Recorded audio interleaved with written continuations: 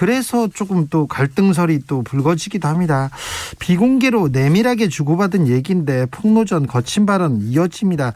특별히 이준석 대표 쪽에서 나오는 얘기들이 많은데 주진우 라이브에 이준석 대표가 나와서도 우리는 조롱했다. 나는 조롱해도 되는데 국민의힘에서 안철수 후보는 협박을 하지 않았냐 이런 얘기를 했는데요. 오늘은 국민의당 입장 들어보겠습니다. 이태규 국민의당 선대위 총괄선대본부장 안녕하세요. 네, 안녕하십니까. 네. 어제 오후 6시였죠. 오후 6시에 이준석 국민의힘 대표가 긴급 기자회견을 열었는데 국민의힘은 늘 입장이 같았는데 저 국민의당에서 문제였다 이렇게 얘기했는데 어떻게 보셨어요? 아니 그건 뭐 무슨 또 엉뚱한 얘기인지 잘 모르겠습니다. 네. 예, 국민의당과 국민의힘이 늘 자기들은 같은 이야기라고 저희는 다른 얘기를 했다는 것은 저는 제가 오후에 기자간담회 내용하고는 전혀 관계없는 다른 이야기를 해서 그래서 화제를 돌리려고 한 건지 제가 잘 모르겠습니다. 네. 제가 알기로는 어저께 제가 한 내용에 대해서 그대로 수긍을 하고 그것은 자기가 당대표로서의 영역에 있는 얘기를 한 것이다. 이런 정도만 제가 이해를 해서 더 이상 뭐 거기에 대해서 제가 확전을 하거나 더 그걸 비판하거나 뭐 이렇게 하지 않았었거든요.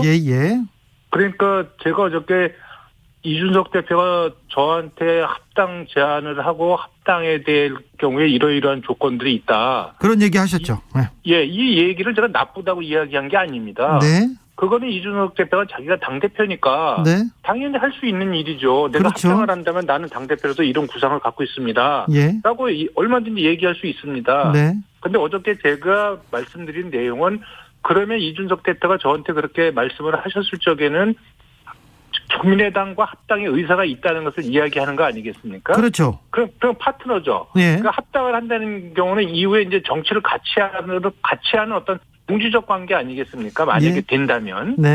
그런데 왜 그 합당 파트너의 대표를 그렇게 지속적으로 비난하고 비방하냐? 그렇죠. 왜 이런 이중플레이를 계속하냐? 한쪽으로는 합당을 하자 그러고 다른 한쪽으로는 온갖 흑색선전이나 가짜뉴스를 만들어 그쪽에서 퍼뜨리고 당대표는 직접 나와서 안철수 후보를 비방하는 이유가 도대체 무엇이냐. 그래서 이준석 대표의 본심이 무엇이냐라고 제가 공개적으로 물은 겁니다. 그 내용을 비판한 게 아니고. 그렇죠. 공개적으로 물었는데 이준석 대표가 또 그 부분에 대해서는 답은 안 하시는 것 같은데요. 답을 할 수가 없겠죠. 제가 볼 때는 왜 서로 다 모순되는 행동을 하는 거에 대해서 자기가 특별하게 어떤 국민적으로 설득력을 갖는 이야기를 할 수 없기 때문에 말씀을 안 하는 것 아니겠습니까? 저는 그렇게 생각을 합니다. 그리고 이준석 대표가 안철수 주변에 배신자 있다. 안철수 후보 접게 만들겠다. 제안했다. 이렇게 국민의당에서 제안했다. 이렇게 얘기했는데 그래서 이 부분에 대해서 어제 위원장님께서 누가 했는지 밝혀라. 그럼 밝히면 우리가 조사하겠다. 이렇게 했는데 밝히질 않았어요. 아니 그러니까 저는 이게 아니면 말고식의 정치 이거 완전 구태 정치거든요. 그래서 뭔가 있는 것처럼 이야기를 하고 실질적으로 그것이 유야무야되고 그렇게 해서 정치 불신이 심화되고 가속화되고 이게 어제 오늘의 이야기가 아닙니다. 만약에 없는 이야기를 이준석 대표가 꺼내서 그렇게 이야기했다면 그거는 정치 공작성 발언이죠. 저는 당대표 자격이 없다고 생각을 합니다. 그러나 저는 이준석 대표가 전혀 근거 없는 이야기를 하는 분은 아니라고 생각을 해요. 그럼 누군가가 그 얘기를 했다면 그 얘기를 한 분이 국민의당 내에 계신 분이라면 그것은 후보와 우리 당의 후보와 당의 의사를 심각하게 왜곡시키고 다니는 것이기 때문에 저희가 조치를 해야 된다고 봅니다. 그래야 정치가 바로 잡히는 거죠. 저는 그래서 이준석 대표인데 그렇게 발언한 사람이 누구냐를 제가 물어본 거고 저는 그런 정치를 뿌리 뽑기 위해서라도 그건 밝혀야 된다고 봅니다. 그래서 이거는 이제 이런 정치는 좀 이준석 대표 같은 젊은 정치인이 앞장서서 뿌리를 뽑아야 됩니다. 그런 쪽에서 저는 이준석 대표가 지금이라도 좀 협조하셔서 그런 발언을 한 사람은 누구라고 이야기를 해야 됩니다. 그래서 그 발언의 정당성이 없다면 그 분한테 그만큼의 정치적 책임을 물어야 되고 그것을 덮고 있지만 가르쳐줄 수 없다. 밝힐 수 없다. 이준석 대표가 그렇게 말씀하시면 저는 이준석 대표의 정치하는 태도, 품성 이거는 안 좋은 거라고 저는 생각을 합니다. 네.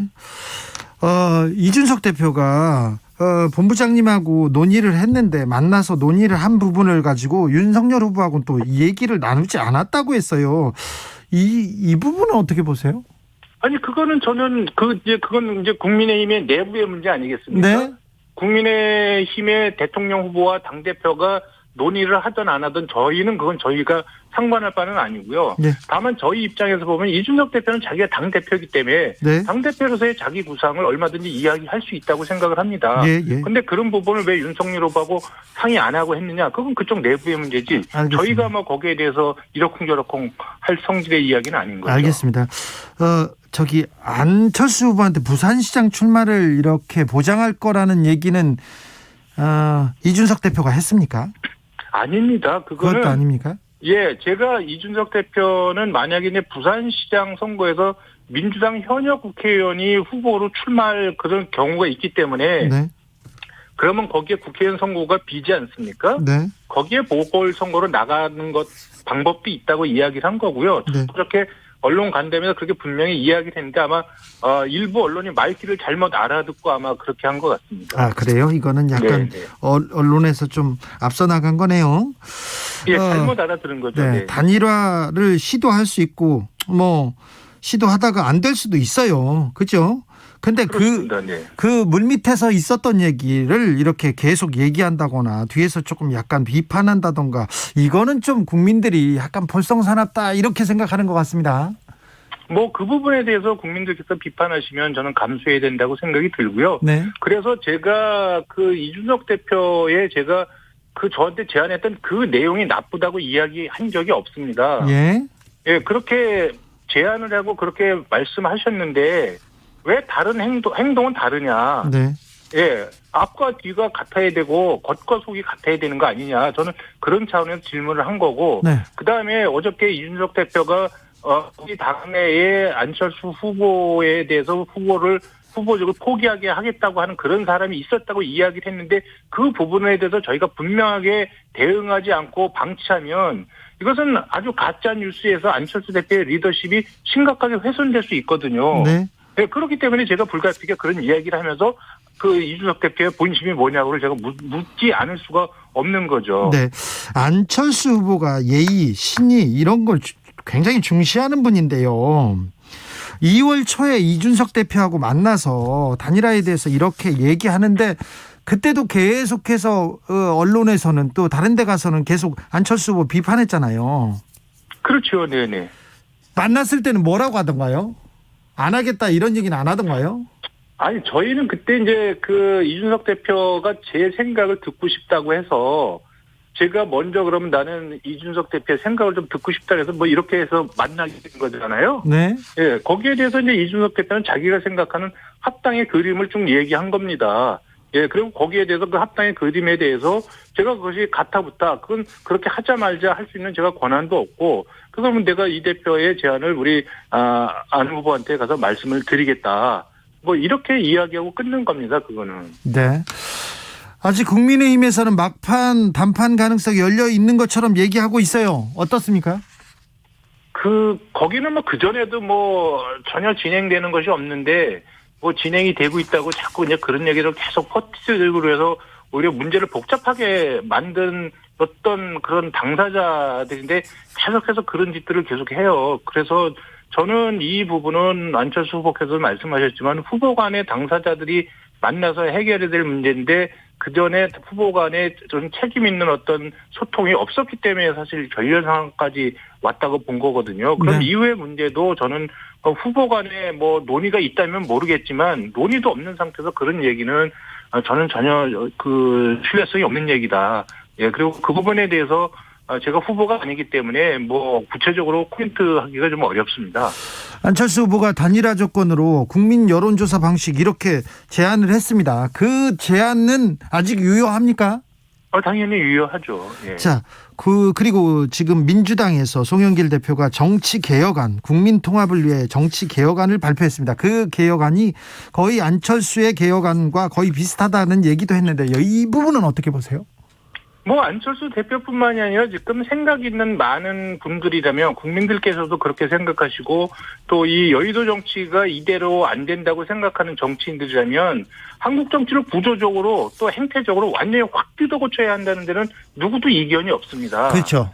예, 그래서 이건 특정 정당의 어떤 이슈로나 제안이라기보다는 이제 보편적인 사실 정치 개혁 과제죠. 네. 그래서 여기에 누구도 저는 반대하기가 어렵다고 생각을 합니다.